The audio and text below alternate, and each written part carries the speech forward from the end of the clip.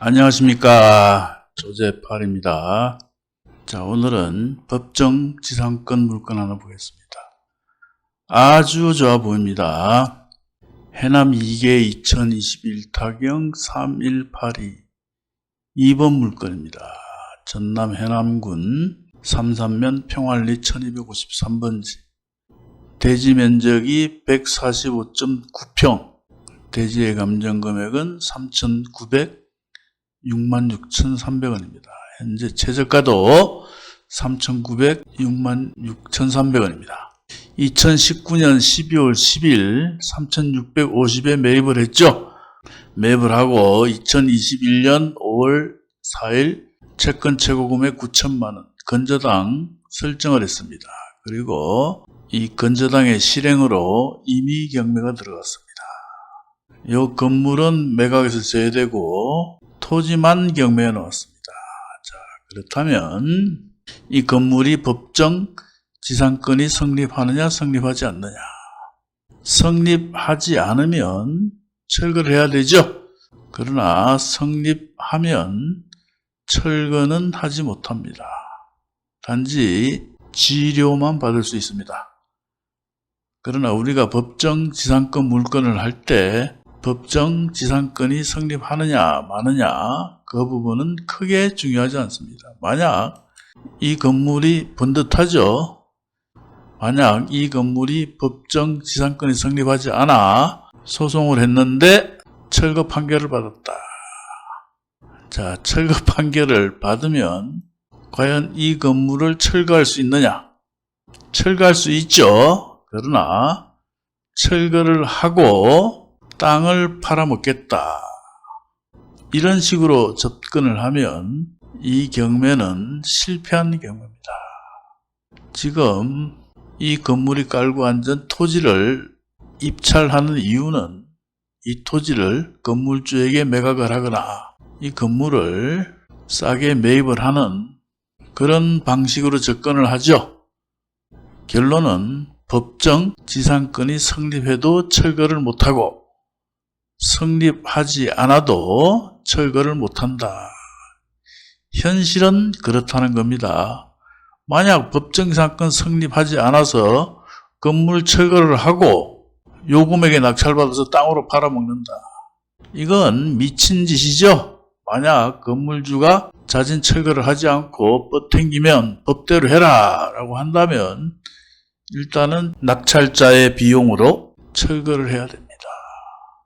그렇게 해서 이 땅을 팔아먹는다는 것은 불가능하다.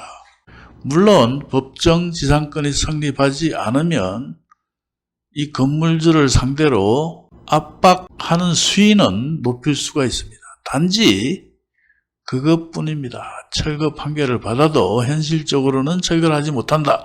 그러므로 법정 지상권이 성립하는 것과 성립하지 않는 것은 큰 차이가 없다. 물론 성립하지 않으면 더 낫다는 것은 두말할 나위가 없는 겁니다. 자, 그러면 법정 지상권 성립 여부를 한번 알아봅시다. 요 기록에 의하면 쭉 내용이 나오죠. 소유자가 점유하고 그리고 채무자의 순번 1 여분이겠죠. 여분은 채무자의 어머니 그리고 여분은 채무자의 배우자로 조사됐다. 그리고 지상 제시의 철골주 판넬 강판 지붕 주택은 채무자의 소유다. 즉 건물 등기는 없지만 토지의 소유자와 건물의 소유자가 동일인이다. 동일인 상태에서 토지의 소유자가 바뀌면 법정 지상권은 성립합니다. 그러나 요 저당권 설정 이후에 이 건물이 지어졌다. 그렇게 되면 법정 지상권은 성립하지 않는다. 자, 건물이 102.9 평방미터입니다. 대략 30평이 넘습니다. 건축비를 대충 평당 500으로 잡자. 그렇게 해도 이 건물을 신축하기 위해서는 1억 5천만 원 이상이 소요되었다. 건물주는 이 토지를 쉽게 포기하지 못합니다. 자, 저당권은 2021년 5월 14일. 위성지도 잠깐 봅시다. 자, 위성지도를 보면 요 토지죠? 최근 사진입니다. 최근 위성사진. 최근 위성사진에 의하면 건물이 없습니다. 그러나 최근 이 위성사진이 언제 사진인지는 확실치가 않습니다. 2021년 5월 4일 이전에 찍은 사진일 수도 있다는 얘기입니다. 자, 로드뷰를 잠깐 봅시다. 로드뷰를 보면 이렇게 건물이 있습니다. 위성 사진에는 건물이 없지만 이렇게 로드뷰 상으로는 건물이 있다. 아리까리하죠?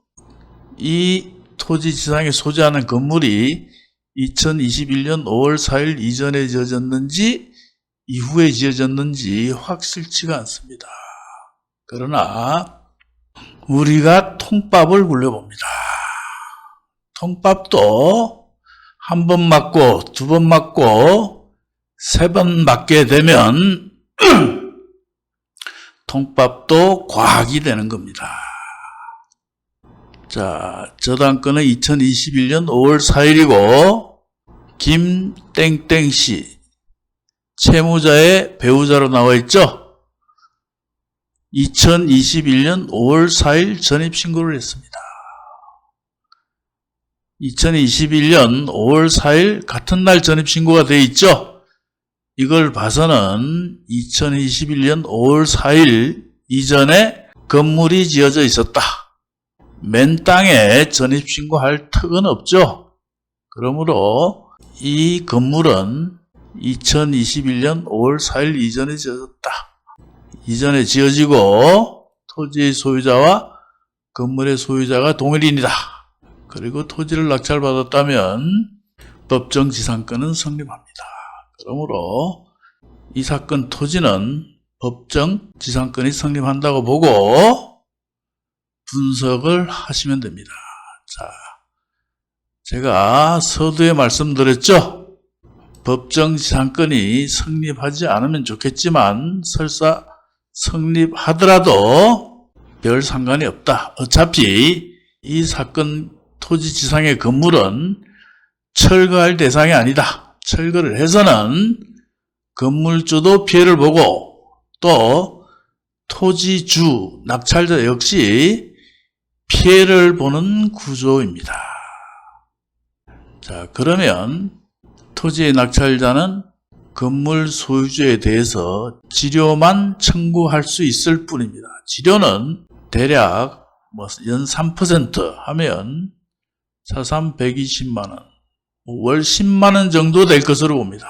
그러나 여기서 우리가 간과해서는 안 될 것은 건물 철거, 굉장한 압박이 되겠죠. 건물주 입장에서 보면. 또 차임 상당의 부당이득금, 지료가 상당하다면 그것 또한 건물주 입장에서는 상당한 부담이 됩니다. 그러나 건물의 재산권 행사에 제한을 하는 것도 큰 압박이 됩니다. 이게 무슨 말이냐 하면은 이 현재 소유자는 이 건물을 지었을 때 설계하고 지목 변경하고 기타 건축비 하면 1억 5천 이상이 소요되었다. 그 1억 5천 이상 되는 재산권에 제약을 받게 되겠죠. 매매를 하거나 급할 땐 대출도 좀 받아야 되겠죠. 그러나 대출도 받지 못하고 또 건물만은 매각이 쉽지 않습니다. 그러므로 건물의 재산권을 제한하는 것도 건물주 입장에서는 큰 압박이 된다. 자, 정리를 해봅시다. 물건은 아주 좋습니다. 그러나 물건의 좋고 나쁨은 결국 가격입니다. 아무리 좋은 물건이라도 비싸게 낙찰받았다. 그러면 그 순간 나쁜 물건이 되는 겁니다.